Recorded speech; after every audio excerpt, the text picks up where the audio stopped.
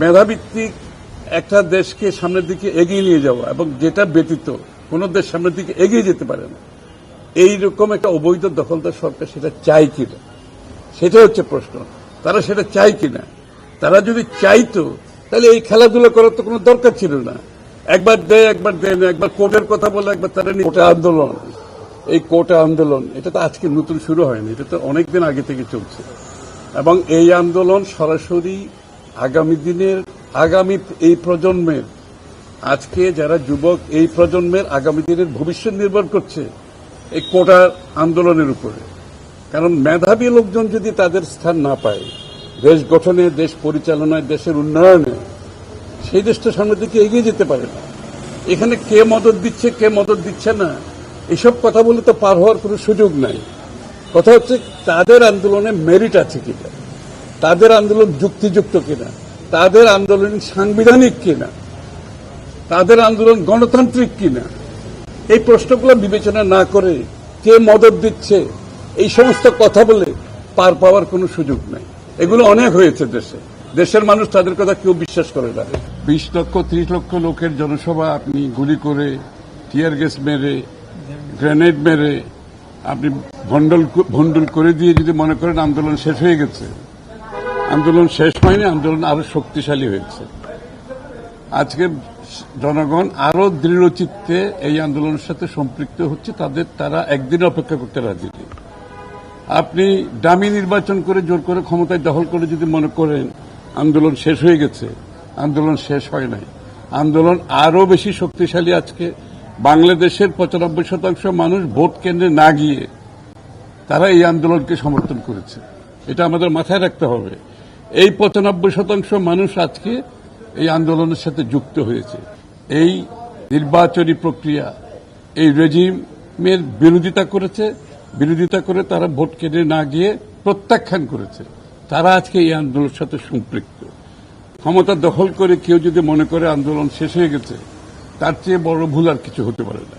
সুতরাং এই চলমান আন্দোলনের কে আরো গতি সৃষ্টি করার জন্য আজকে আমরা আমাদের যুগপৎ আন্দোলনে যারা সহযোগী, আমরা সবাই মিলে আমাদের কাজটা আগামী দিনের কর্মসূচি প্রণয়নে কি হবে, দেশের বর্তমান প্রেক্ষাপটে জনগণের চাহিদা পূরণে আমরা কি করতে পারি সবাই মিলে, এবং এই আন্দোলনের সফল সমাপ্তি কিভাবে করতে পারি সেটাও আজকে আমরা আলোচনা করেছি।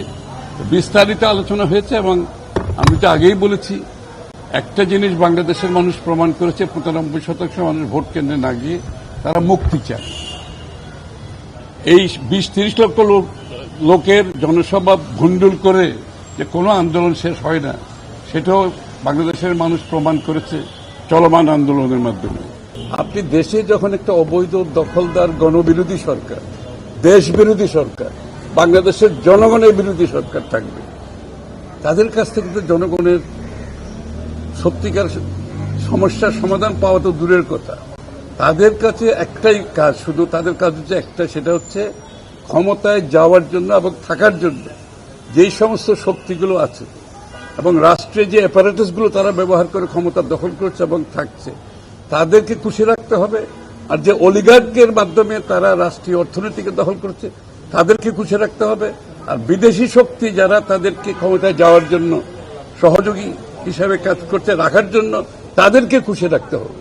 মূলত এই সমস্ত তাদেরকে খুশি রাখার মাধ্যমে তাদেরকে ক্ষমতায় যেতে হবে এবং থাকতে হবে। সুতরাং বাংলাদেশের জনগণ, যেখানে 60 লক্ষ বিরোধী দলের নেতা কর্মীর বিরুদ্ধে মামলা হয়, যেখানে হাজার হাজার নেতাকর্মী গুম হয়ে যায়, খুন হয়ে যায়, যেখানে হাজার হাজার নেতা কর্মী তাদের বাড়িঘরে থাকতে পারছে না, পালিয়ে বেড়াচ্ছে, যেখানে কোনো জীবনের নিরাপত্তা নাই, যেখানে কোনো আইনের শাসন নাই, একমাত্র কারণ হচ্ছে তারা নির্বাচিত সংসদও নয়, নির্বাচিত সরকারও নয়।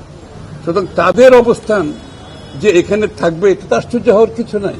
এর মধ্যে যদি মুক্তিযুদ্ধের 3য় জেনারেশনকে তারা মনে করে পিছিয়ে পড়া লোক, তাহলে আমাদের কিছু বলার নাই।